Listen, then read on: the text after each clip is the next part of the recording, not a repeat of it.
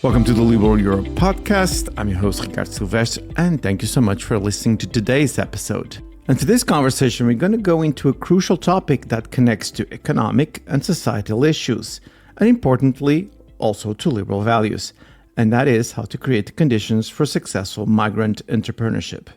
For that, I have the right person, which is Roxana Nicula. She's the chair of the Foundation for the Advancement of Liberty, or Fundalib, and she's a co-author in the publication Migrant Entrepreneurship in Spain that was created with our friends from Friedrich Naumann Foundation.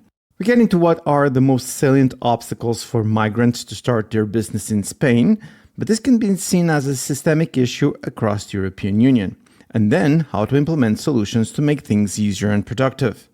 And after our main conversation, please stay to hear Roxana tell us a little more about the work done by Fundalib. But now, with no further ado, I bring you Roxana Nicula. I'm here with Roxana Nicula. Roxana, thank you so much for coming to the podcast. Hi, Ricardo. Thank you for hosting me and my organization. And I thank also to the European Liberal Forum for this wonderful podcast that you guys are putting together. Oh, you're too kind. We're actually at the offices of Fundalib in beautiful Madrid. I have here with me a booklet that it says Immigration Entrepreneurship in Spain from our friends from the Friedrich Naumann Foundation for Freedom, Spain, Italy, and Portugal, and also from Fundación para el Avance de la Libertad, Fundalib, where you are actually one of the authors. So congratulations for this tremendous publication that we have. So tell us the main driver why this work was done about immigrant entrepreneurship in Spain, and we'll also talk a little bit about what other European countries and members of the European Union can get from this study. I'm very glad that you start with this very important question, not only for our values as liberals, but also because it's a topic that is very, very near to my heart. Maybe you don't know, but I'm also an immigrant. I'm from Romania originally, although I have been living more in Spain than I did in Romania back then. And I experienced firsthand what it is to migrate and to face a lot of hardships, especially closed borders, policies, and a lot of bureaucracy and excessive expenses in order to be legal in a country and start making your own life and building your own vital projects. So to go back to the project, Fundalib has been working for the past 4 years with the topic of immigration, not only for Spain, but also thinking globally and thinking for the European Union. You know, Spain is a country that has a lot of borders with external countries out of the European Union. So I think the liberals have and should have and must have a voice, a strong voice on policies, on how to deal with migration. But out of this, we were kind of, fed up to always listen to the news and read people criticizing the migration and only showing the bad effects of migration, when in reality, at some point, our ancestors were migrants, and migration actually is a very positive thing for societies. It drives a lot of innovation. It drives a lot of different points of how you can tackle issues, crises. It offers people new chances to build a new life in another place. And for us, it's been amazing to discover not that our principles stand as solid as the first day in defending migration, but also to kind of, compose it with the figures, with the data that also gives us the reason to keep going on with the message that a sound, open border policies, but based on simple regulations so that people can migrate legally to our countries within the European Union, is actually the best thing to do, even to protect the rights of the people living in a country. Also, we are living a very tumultuous time right now, and we are seeing this rise of populism attacking migrants in our countries. So we thought this was a very good moment when we should come forward with data and also with stories of success of migrants so that Spaniards and Europeans in general learn about the actual reality of the migrants in our countries.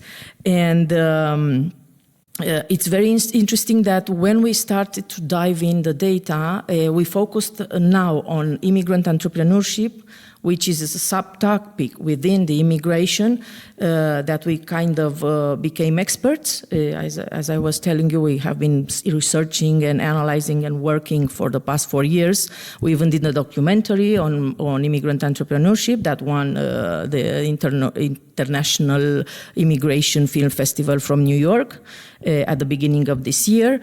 And congratulations for that, by the way. Thank you very much. We are very proud, and I invite all of you to watch it on our YouTube channel. It's let me just interrupt you to say we going to post all the links that Roxana is mentioning from the publication to the video to the work of Fundalib in the podcast show notes. So I echo what you just said, which is I hope our listeners dive a little more into all the work that you guys are doing. Please continue. Okay, yes, and the documentary is subtitled in English. It tells the story of 8 immigrants who came with nothing to our country, and they started their own businesses, smaller or medium or bigger. And in this time around, together with the Friedrich Naumann Foundation, the Madrid office, we thought that within the policy group of migration that the Naumann Foundation has developed for the past 5 years in this part of Europe, we thought that we could be more ambitious and analyze much more the data that we have available from the main sources: OECD, European Union, Spanish National Bank, entrepreneurial organization in our countries, to kind of understand a little bit what is the ecosystem of the immigrants who start businesses in our country. Are they successful? Are they meaningful for our economy? And we kind of, I had a hunch that it was like that actually this is the reality, it's not the other way around. And now that we have the data to back this up. So, for instance, I'm not going to tell you a lot because I want people to understand and to go and dive into our research, But a couple of data that are very interesting. It's the fact that according to the OECD, the number of people starting businesses in Spain between immigrants and nationals, it's 2 to 1. I mean, immigrants are doubling the numbers of Spaniards who decide to start businesses. And I'm going to jump in because I read the publication. Actually, those numbers is with population that have more handicaps than the natives. Exactly. Goes from socioeconomic level to academic level to access to funds to access to the market, and still they perform. Yeah, and sometimes even language barriers. Because they are not all from Latin America, let's face it. Actually, most of them are actually from Romania. I was interested in saying that. Yeah, exactly. And it was very, very interesting, to find that despite those hardships and the fact that there isn't even an equal treatment in front of the law between the natives and the legal immigrants, yet legal immigrants decide to start businesses and to risk what they have. And they have, for instance, the problems with access to financing much more. And we have the data to back this up. And even suppliers. Yeah. Which was interesting. In the publication, it says that it's not only a question of access to funding, because the funders are suspicious, but even the simple, service providers, people that actually either give them the food or they give them, the paper. They're like, oh, immigrants, we don't like them. So. Exactly. And still they succeed. Yeah, exactly. Very good. Roxana, again, I hope our readers read the publication. It's very rich in data, so it's not just hypotheses and opinions. The data is there and it shows all the advantages. But to our listeners, how can you make a strong argument, and not just with data, but with just a simple way to say to our neighbors, this is okay, that you don't have to be afraid. They're not going to take your jobs. Actually, they're creating new jobs. They're making economy grow. How can you make people just see this in a positive light, as you were saying a minute ago, and not be frightened by immigration and immigration entrepreneurship? When we did a study, as we did with the previous one, that were focused specifically on policy reform, because it was a discussion in the parliament back then to reform the immigration status, and we kind of jumped in. Then we did the documentary to show the real life stories of people affected by those policies. So this time around, we took the data and we also applied that with real life examples, so that people who use normal services, from food delivery to tasty restaurants to fashionable clothes to simple types of payments, learn that those services, and the most successful ones among the daily usage, are made by immigrants in our countries. And not only they cater for our needs in the market here in Spain, but they were so successful that they transformed their businesses into multinationals, and they are improving people's lives, even outside Spain, in the rest of the European Union, and in the rest of the world. So I think the power of the example, for me at least, it has always been my hidden ass, my tool to speak to people and make them understand that, okay, you may have a misconception, or you may have heard things that tend you to believe something that it's not actually. The reality, the objective reality is this. But I also want to talk from the feeling, from the feeling of connecting with the people and making them understand, you value the comfortable life that you have. Well, part of that daily life, part of that daily routine you have when you go to work, when you go to your kids, when to school, when you meet your friends, you use all kinds of services. Well, there are many of those services nowadays that are made by immigrants. And some of them, actually, the names are quite familiar, like, for example, Cabify is one of them, or Glovo. But my funny story is the story that I thought was more just heartwarming was actually Mango. Because who started Mango just was in the streets of Madrid with like really strange and colorful clothing, and he was trying to sell the idea. And Mango nowadays is a monster, gigantic in the area of clothing. But here, let's go even with a little more detail. So again, you made the rational argument, also the emotional argument. Now let's talk about policy. I was my jaw is on the floor reading all the obstacles faced by immigrants, non-EU citizens or nationals on the Schengen. And it's 15 points of things that we need to have. And actually, 2 of them are redundant because there's a complete copy of the passport. And then later on, it says that you need to show the original passport.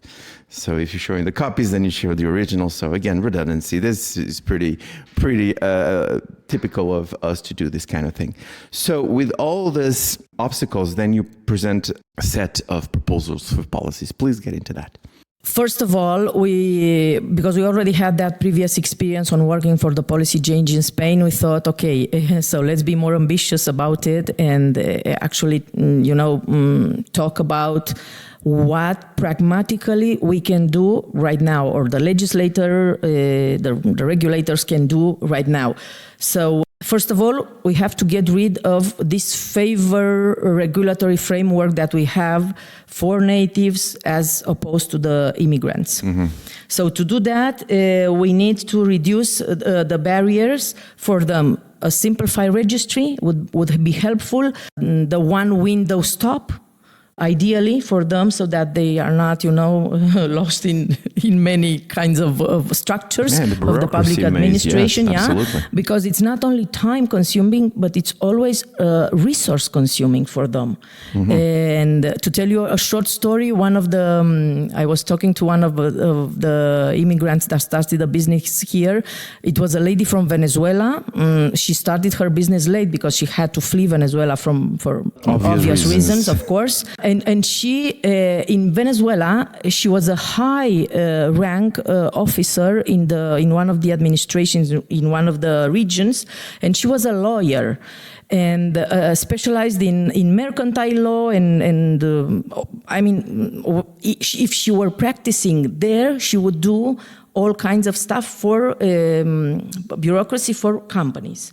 So she migrates to Spain, but funny enough, she was saying me, here the legislation is so complicated and the bureaucracy is so bad that in the end I had to give in and hire a lawyer and a special consultant to do the things that I would normally do very easily in other countries, We have also proposals for financing because they have problems in accessing the normal finance flow that national have, not only because they are immigrants, but also there is this lately very extensive zero risk policy that has been going on like for the past 10 years, more or less, in the European Union. And of course, Spain has to be the first one to adopt any rigid norms that come from Brussels.